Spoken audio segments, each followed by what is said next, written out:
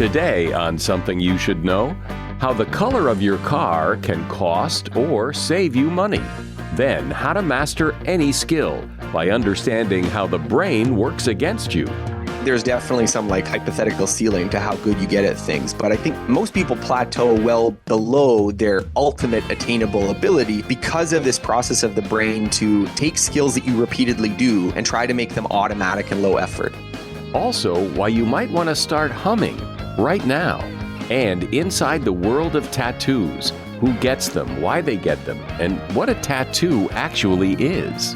Yeah, I mean, they're basically magic, right? If you're a kid, it's like scribbling on your arm and you can't rub it away. But the reason you can't rub it away is because the ink particles are suspended in your skin by your immune system. So essentially, tattooing is a product of our immune system response. All this today on Something You Should Know. Something you should know. Fascinating intel, the world's top experts, and practical advice you can use in your life. Today, Something You Should Know with Mike Carruthers. Hi. I'm not psychic, but I would say that if you own a car, out of all the colors in the rainbow, chances are your car is white or black, or maybe silver. Those are the most popular car colors.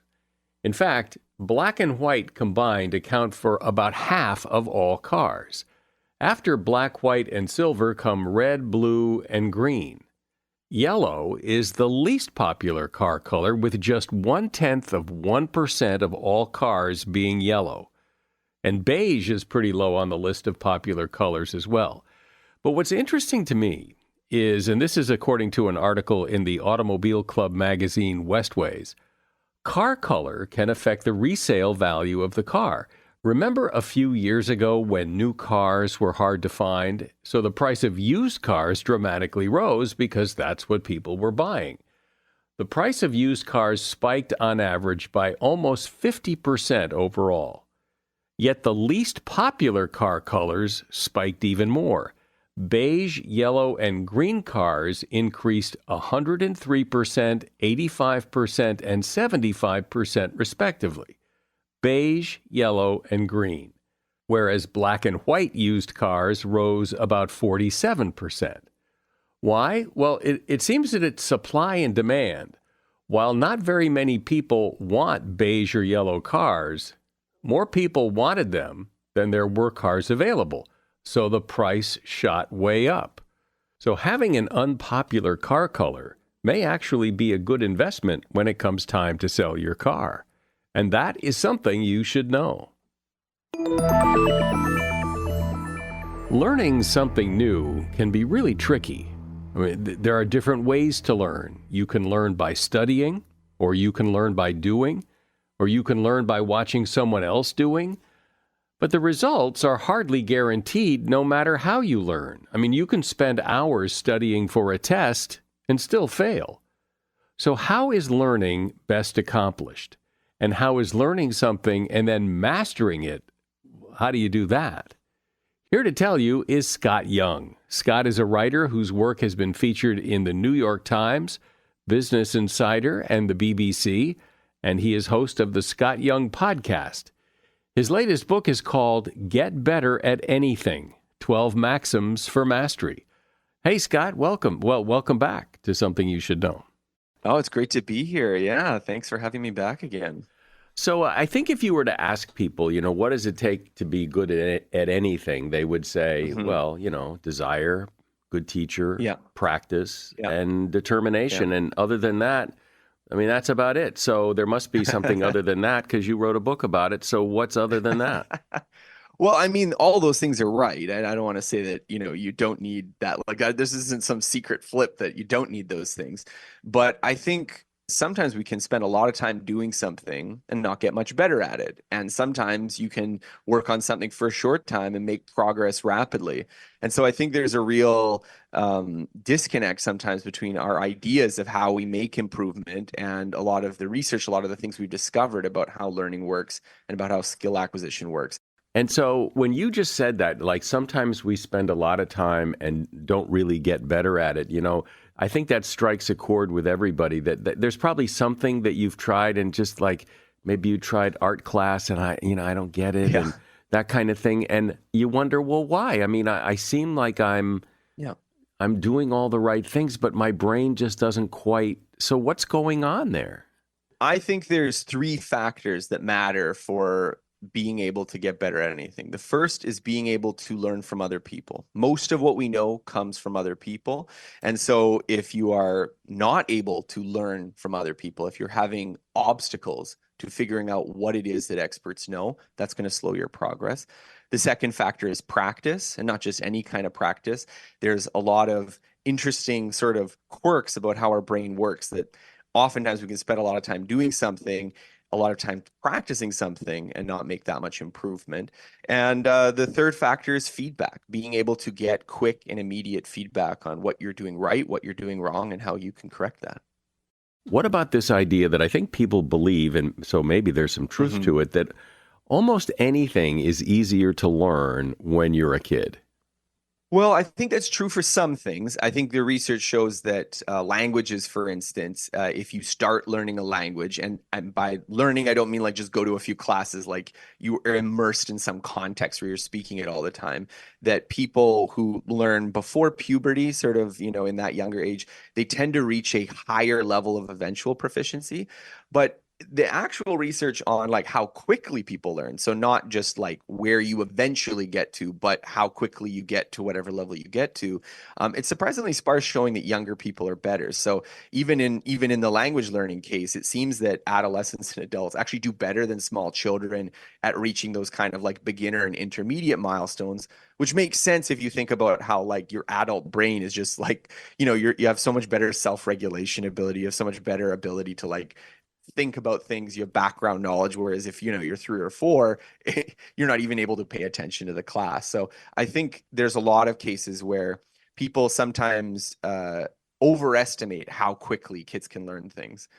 Generally, though, you'll sometimes see somebody, oh, look at, he's playing golf. God, he's great. Well, he's been playing since he was 7. Well, is he great because he's been playing since he was 7? Because that means he's just been playing so long, he's gotten so good.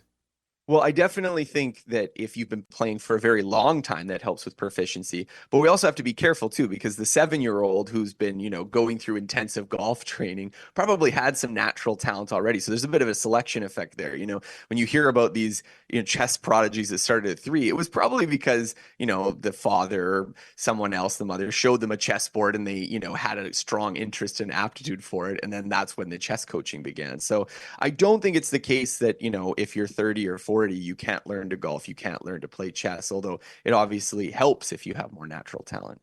But what is talent and aptitude? How big a piece of the puzzle is that, and what is it? Is it just kind of this je ne sais quoi? I don't know. It just, you have it or you don't.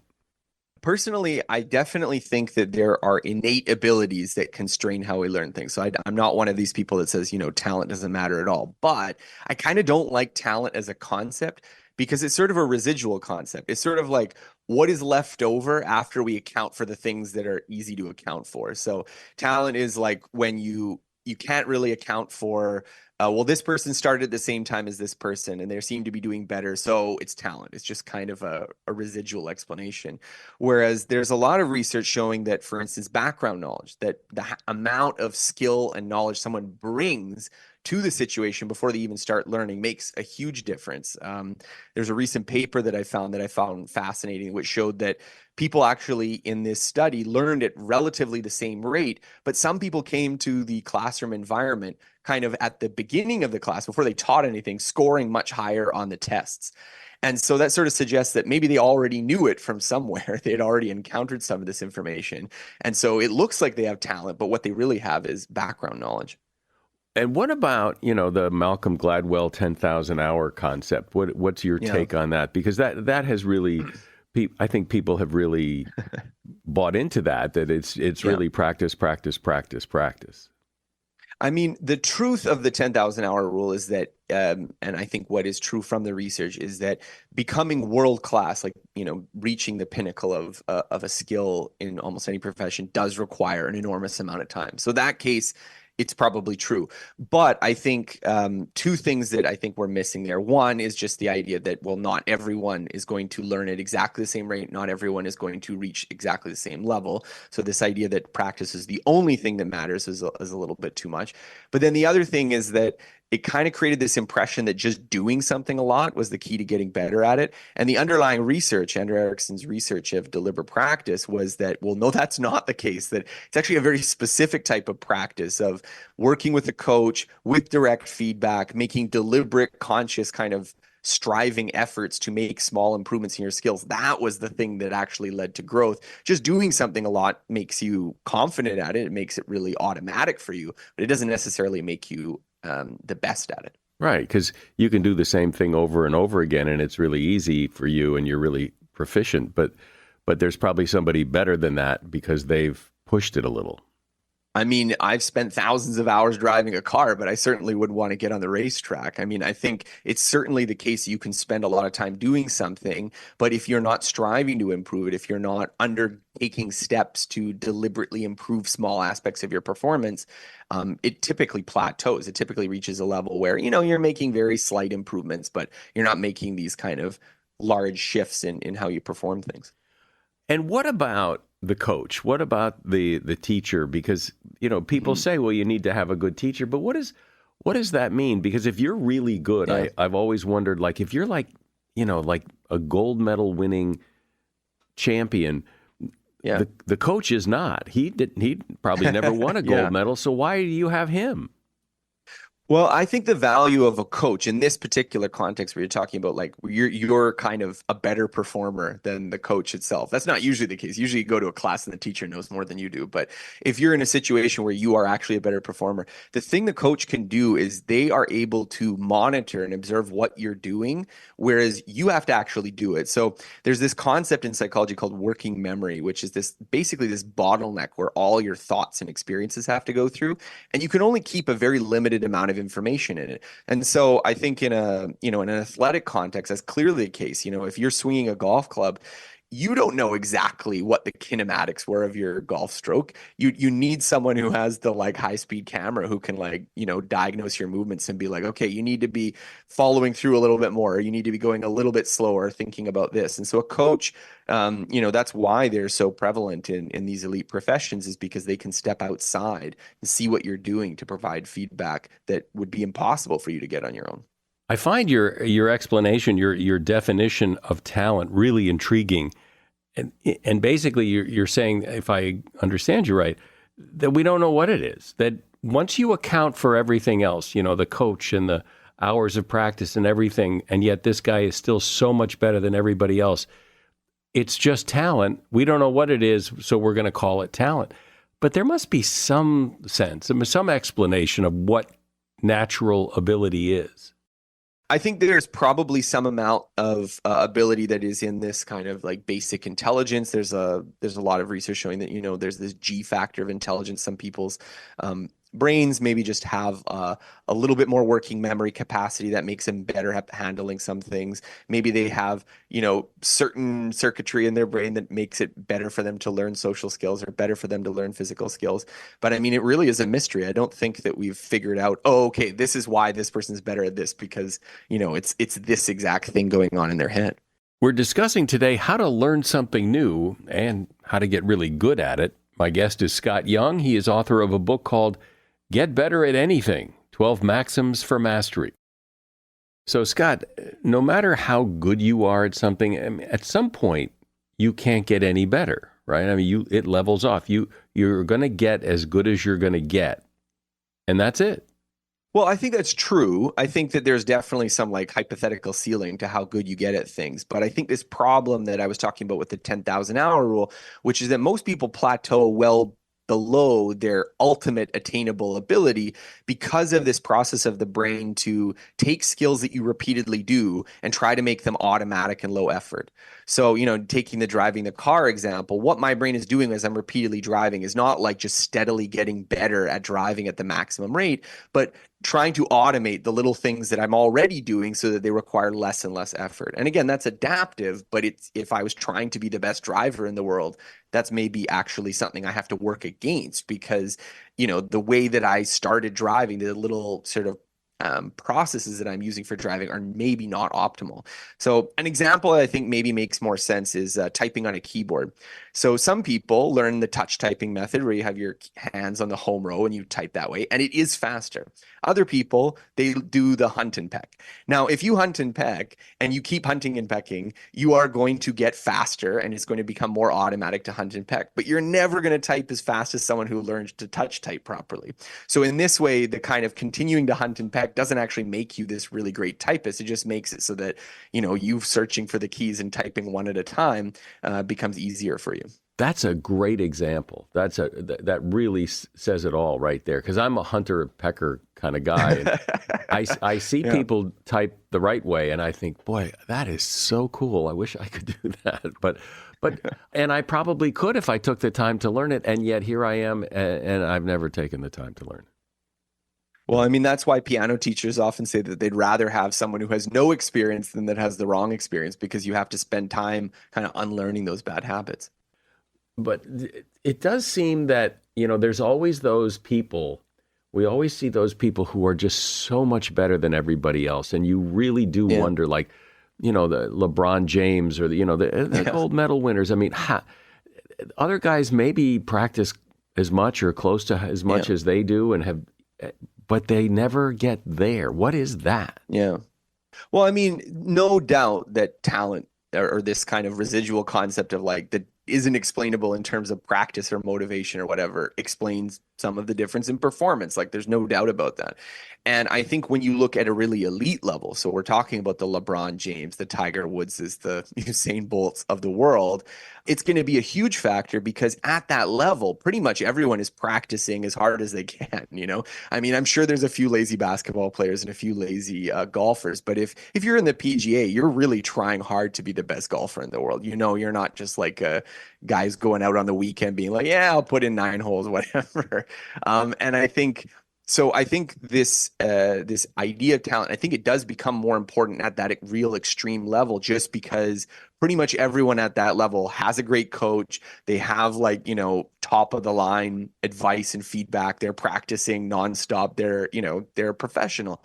Whereas I think for everyday people who are trying to get a bit better at everything, there is a lot more room for practice, just because of what we talked about, that, I'm not going to be a better driver just because I'm not putting in that deliberate effort. But if I knew how to put in that deliberate effort, yeah, I could probably become a better driver. But that's an interesting example too, because, and you had said earlier, you're a good driver, but you wouldn't race in a professional. No. But those are two different things. Driving on the road and driving in a race are not the same, require different skills. No, definitely. But I mean, I would feel uncomfortable like renting a car and driving around Mumbai, for instance, or, like there's definitely aspects of driving ability that, I just would feel are outside my level. I'd be like, okay, I can't do that because it's too hard for me. Whereas someone who was a better driver would be like, yeah, I can rent a car and go, do something where it's going to be a harder environment than I'm used to. And so I think that does affect my ability to drive things. It's obviously different than racing. Is there any research that says yes or no to whether or not watching somebody who's really good at something helps you?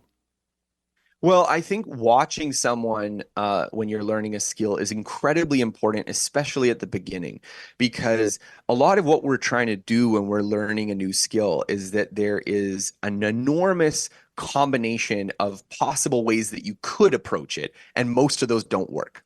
And so when you watch someone, you are narrowing down that possibility onto a much smaller subset. And this is particularly true, I think, for more intellectual skills. So if you're, trying to solve a math problem, for instance, and you don't have the right background knowledge, I mean, anyone who's been in a difficult math class will know how hard it is. Whereas if you see someone demonstrate the problem, well, all of a sudden you know how to do it. And so a lot of our knowledge really just is that. It's this library of methods. and procedures that we've learned from other people. So, you opened with the example of learning to draw. And I think the reason a lot of people struggle with learning to draw is that no one's taught them the methods. And there are lots of methods. There's lots of ways that like, oh, well, this is how you do this, and this is how you solve this problem. And if you don't have that, if you haven't, you don't have that basic foundation, then, you don't draw very well and you say to yourself, wow, I just don't have any talent.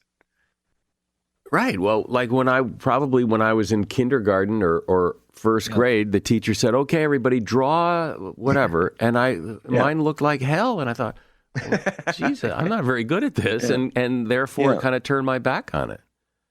Yeah. And I think the thing is exacerbated by the fact that when you are good at something, this process of making the skill more automatic makes it more unconscious, so that it's harder for you to teach people too. I had an experience of trying to teach someone to swim, and I've been swimming my whole life and they didn't know how to swim. And I had to explain to them how to tread water. And it was very difficult because I know there's a method for treading water, but I just do it. I don't think about it. And so often when you're learning to draw, let's say, the person who has been drawing their whole life and is quite good, a lot of these procedures that you would have to learn explicitly are so obvious to them, they're so automatic that they just do them without even thinking about them. And so they're like, well, you just draw it, right? And so that can also, I think, make it seem like it's talent when really it is a skill that could be taught that has been so overlearned to the point that they're not able to, convey it to you anymore. But it seems too that it would be hard to look at somebody who's really good at something and hear them say, I don't really enjoy this. I don't like this. It seems that, but although you just gave an example that, you've been swimming your whole life, and a lot of people learn to swim not because they really like it, because it's a safety thing. I mean, I've met people who are like really good at their job, but they think their job is like kind of boring and they'd rather do something that's more exciting. So it's not always the case that you always like things that you do. But again, going to this self-efficacy, this kind of like niche finding idea, it's no surprise that we like the things that we're good at. And if you're able to get good at something, or you're able to get better at something, you tend to like it more. So I think there's a good correlation there, even if it's not one-to-one. But there's also that, you see this with weekend golfers too a lot, that they love golf, but they get so angry because they throw their clubs. And well, if you hate it this much, if it causes this kind of frustration, why play? Well, I mean, I don't know. I think that a lot of what we like about skills is this tension between being able to do it and also recognizing we're not able to do it. I mean, when things are so easy, they become boring too. So it is a tension. Like a skill has to have a certain amount of complexity and competitiveness and sort of like reward that, it requires your attention. I mean, the psychologist Mihai Csikszentmihalyi, he had this whole flow idea, which was that, when things are too easy, they become so effortless that we don't even think about them. When they're too hard, they become frustrating. And this sort of zone where we're like totally absorbed and engaged and happy with it, that happens at this kind of this sort of right level of difficulty.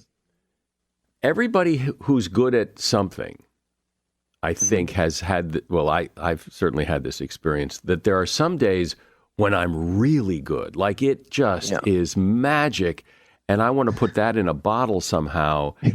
And there are other days that are struggles. And, even if you take out, lack of sleep or whatever, there seems to be a magic there that I don't know how you explain that. Yeah, I mean, some of that I think is when you have a well-learned skill, there is a kind of, again, going back to this flow idea, that where you are not being too deliberate about it, you're not being too focused on what you're doing, and you can kind of lose yourself in the skill. But at the same time, I think it requires a lot of like external conditions, and sometimes those conditions are present and sometimes they're not.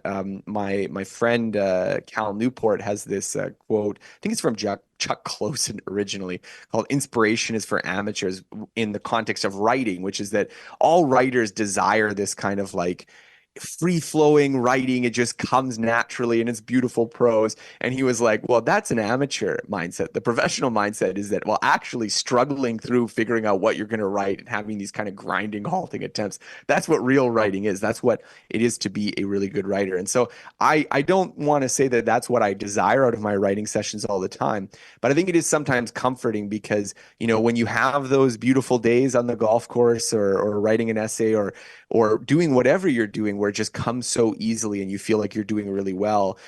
Cherish them, enjoy them, but recognize that, performing a skill, performing something that's difficult, even when you're good, can have that kind of struggling, problem-solving moments.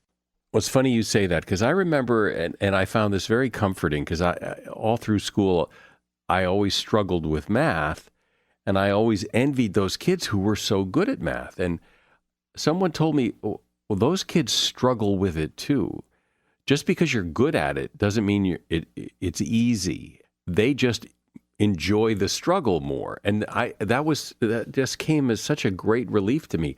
I don't enjoy the struggle with math, but I enjoy the struggle with other things. This has been really enlightening. I've been talking with Scott Young. He is a writer whose work has been featured in the New York Times, Business Insider, and millions of other places. His book is called Get Better at Anything, 12 Maxims for Mastery. And there's a link to that book in the show notes. Thank you, Scott. Thanks for talking about this.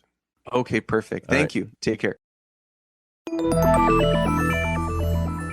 I will admit that I have no tattoos, but I see a lot of people who do have tattoos, and I think I see a lot more people than I used to who have a lot of tattoos.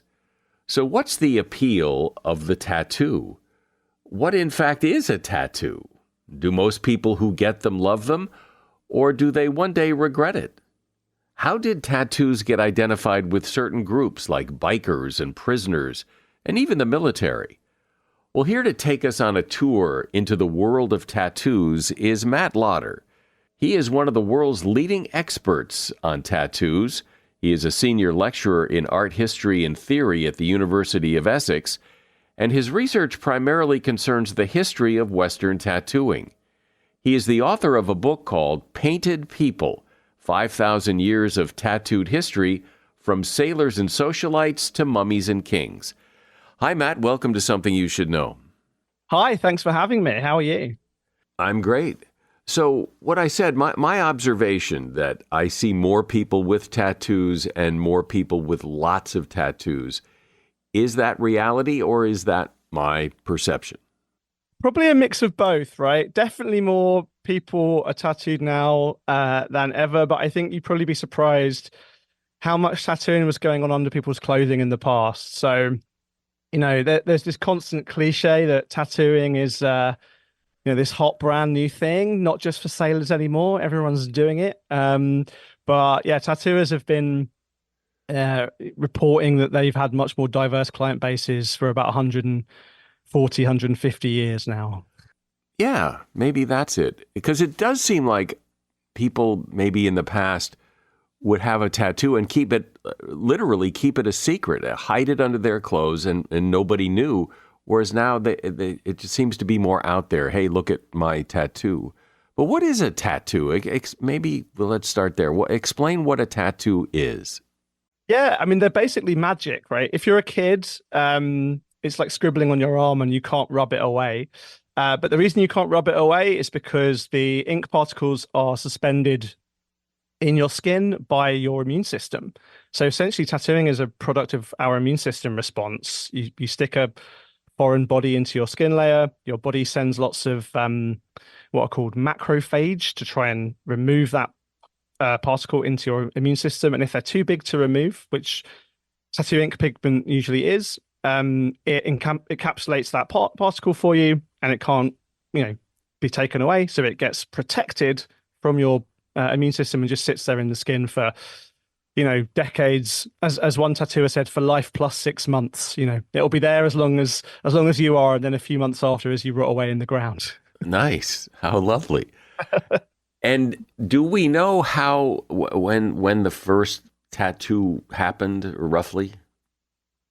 Well, the sort of general paleoanthropological guess is that tattooing is at least 45,000 and maybe 100,000 years old. The oldest tattoos we have that have sort of survived to the present day in skin are about 5,500 years old. So there's a sort of very famous specimen from the Austro-Italian Alps who's called Otzi the Iceman, discovered in the 1990s, who's sort of covered in these little tally mark designs. And there are some dry preserved mummies from Egypt from around the same period, from around 3,500 years before the birth of Christ, which gives us a kind of minimum date of old, of age of 5,500 years. But obviously, it's quite unlikely that those guys were the first people ever to stumble across the technology. If I were to ask 20 people who have tattoos, why do you have tattoos? Would I get 20 different answers most likely? Oh, you probably get about 50 answers, right? I mean, a lot of people obviously get tattooed both in the present and in the past for affiliative reasons, gang tattoos or tribal affiliation tattoos to signal status in a particular social grouping.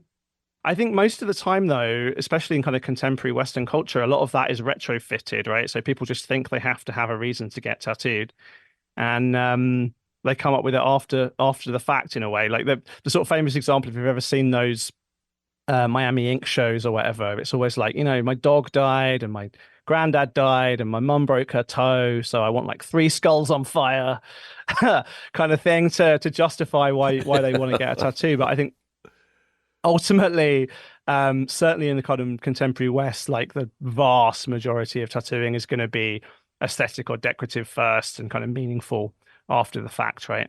Does it hurt? Yeah.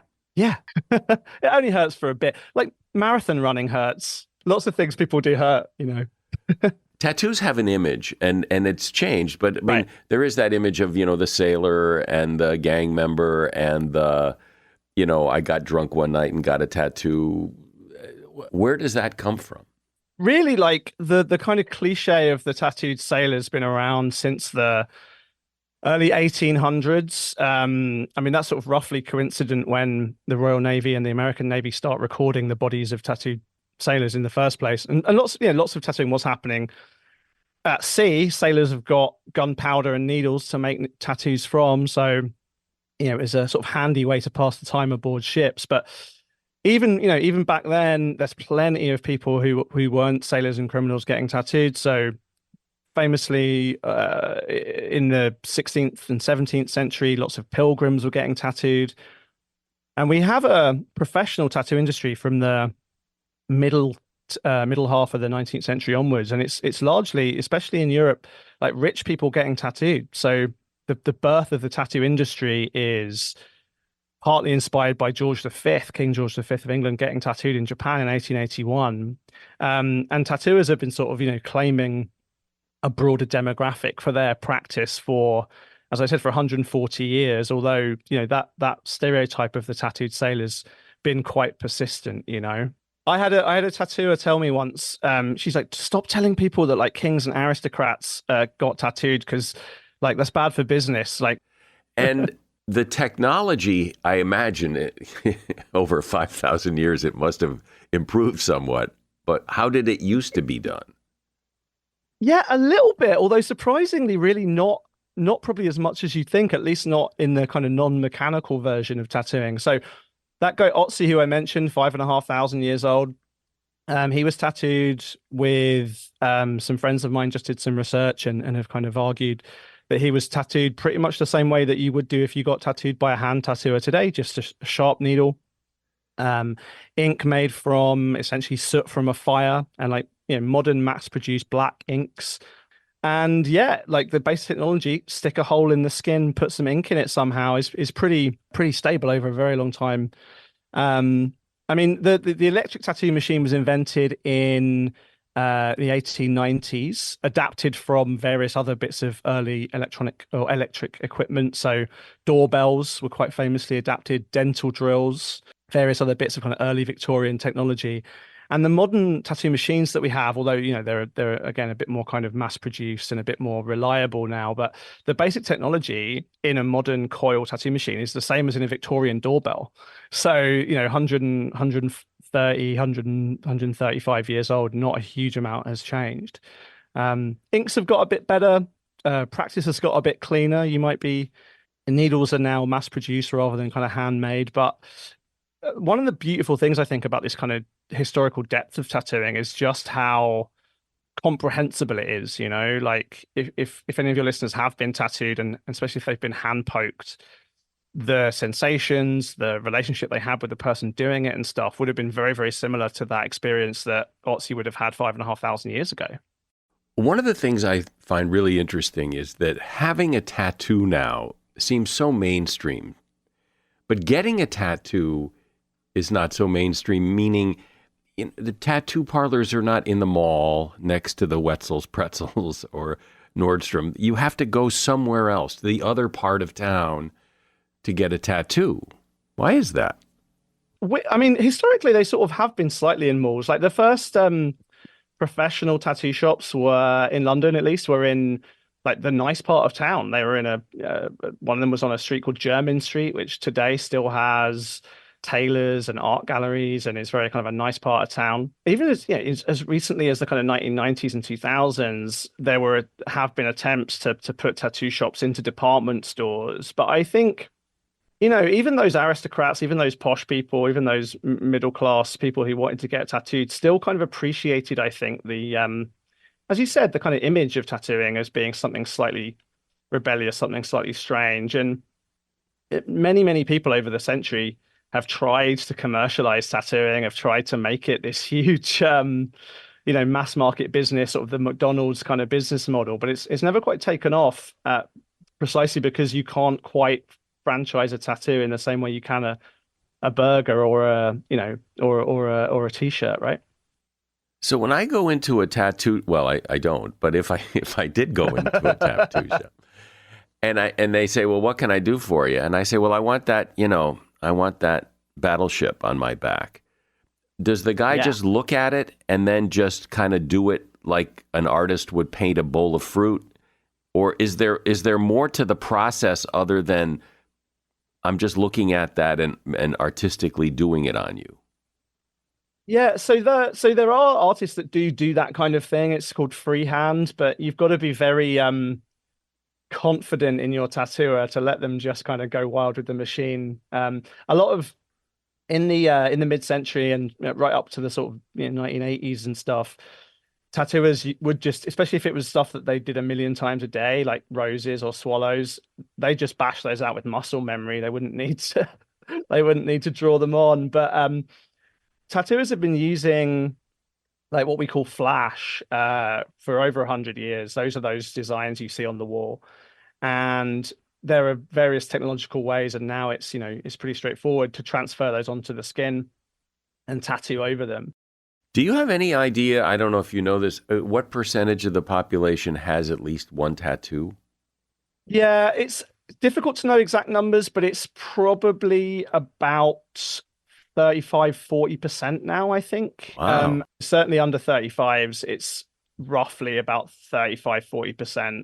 I mean, that's up from about 20 years ago. It was closer to 25%, something like that. And back in the 1930s, it was something like 1 in 10, which is pretty even higher than people imagine. But yeah, current estimates are it's something like 1 in 3 in the UK and the US. I don't know if you're in the minority now. I know. I'm fine with it. I'm fine with it.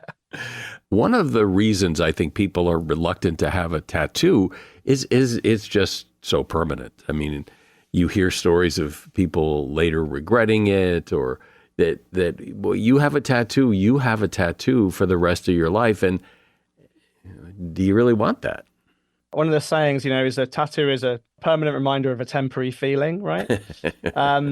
The way I sort of combat that is, like if you go to, I don't know, the National Gallery in London or the Louvre in Paris, they've had the same paintings on the wall, since the 1800s. So if you pick the right thing, if you get a good piece of art, if you're comfortable with that, then, regret is very low. I mean, the number of people that regret getting tattooed is actually about, I think the last numbers of like people who have tattoos who regret having them is about 18%. So it's about 1.5 in 10.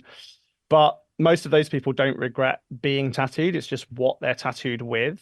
So it's a good lesson to be careful and think about it and get the right thing. But it's funny how the permanence for people who are tattooed, and certainly people who are heavily tattooed, that becomes much less of a much less of a concern, I think. For lots of us who are heavily tattooed, it becomes almost like a collecting thing, right? So we can treat tattooing like collecting art or collecting like whatever you're into. And once you own your collection, it becomes part of your life story, but part of your sense of who you are. And it's difficult to imagine life without them sometimes. It does seem the image has somewhat changed, that it isn't quite so, well, you're going straight to hell if you get a tattoo, that it used to be. I mean, I think, in middle class America 40 years ago, if your kid came home with a tattoo, it's off to the military or something. I mean, you can't do that.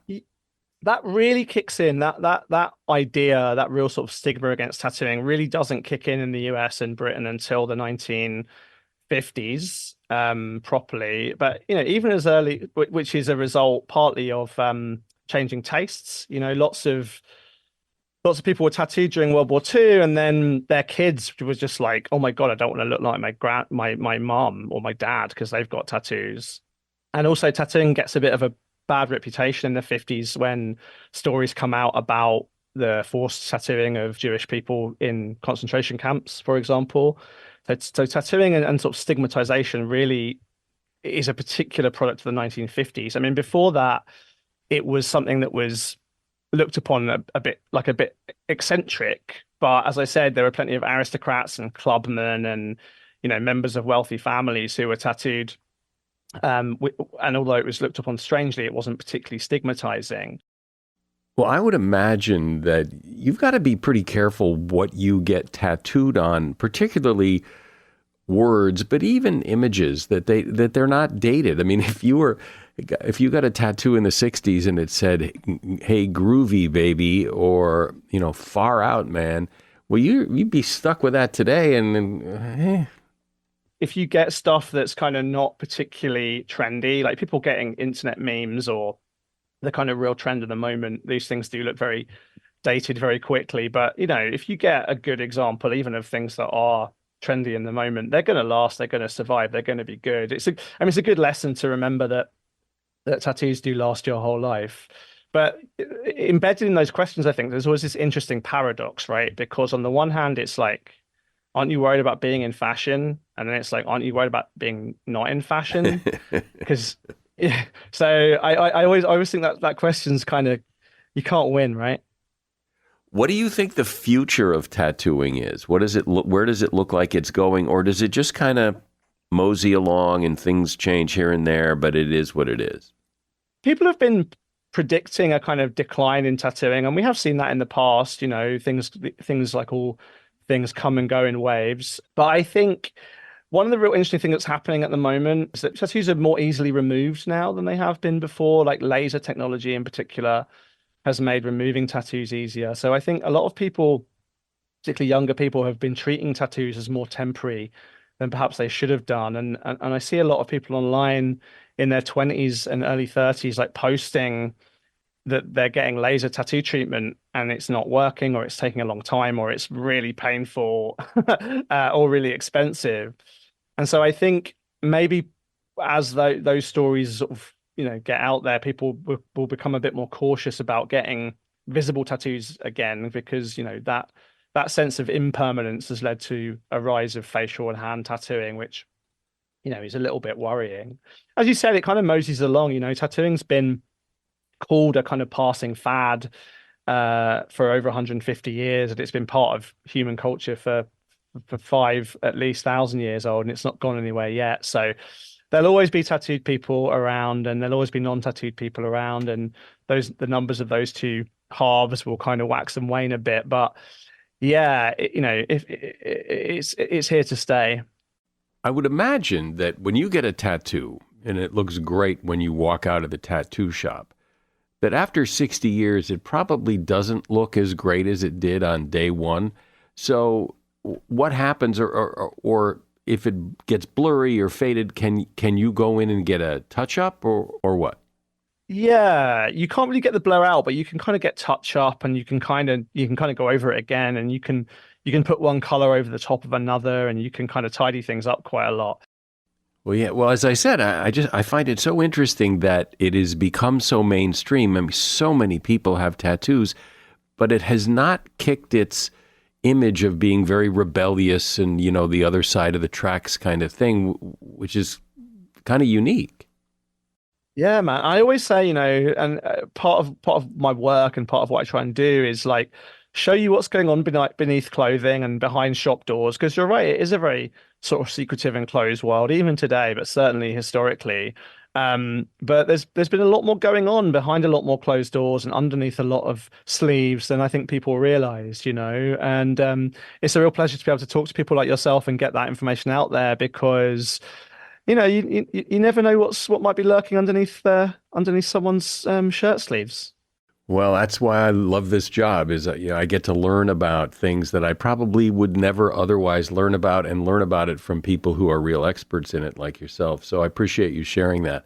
I've been speaking with Matt Lauder. He is one of the world's leading experts on the history of tattoos, and he is author of the book Painted People, 5,000 Years of Tattooed History from Sailors and Socialites to Mummies and Kings. And there's a link to his book at Amazon in the show notes. Thank you, Matt. Have a lovely day. Thank you too. so much. If you have a moment, you might want to just do some humming. Humming can do wonders for your state of mind and even provide some allergy relief. A minute or more of steady humming can help reduce stress by relaxing the muscles in your face, head, and shoulders. And the vibrations that come from humming can actually soothe your brain. Humming also increases the airflow between sinus and nasal cavities, which can help relieve mild congestion from allergies. Humming can also induce the release of melatonin, aiding in sleep and offering antioxidant and anti-inflammatory effects for a boosted immune system. So it's worth it to take a minute or two every day and just hum. And that is something you should know. I know I frequently ask you to tell a friend about this podcast, share an episode with someone, but you don't only have to do that verbally. You can also do it on social media or on your webpage if you have one. You can recommend this podcast and put a link in there. We'd really appreciate it.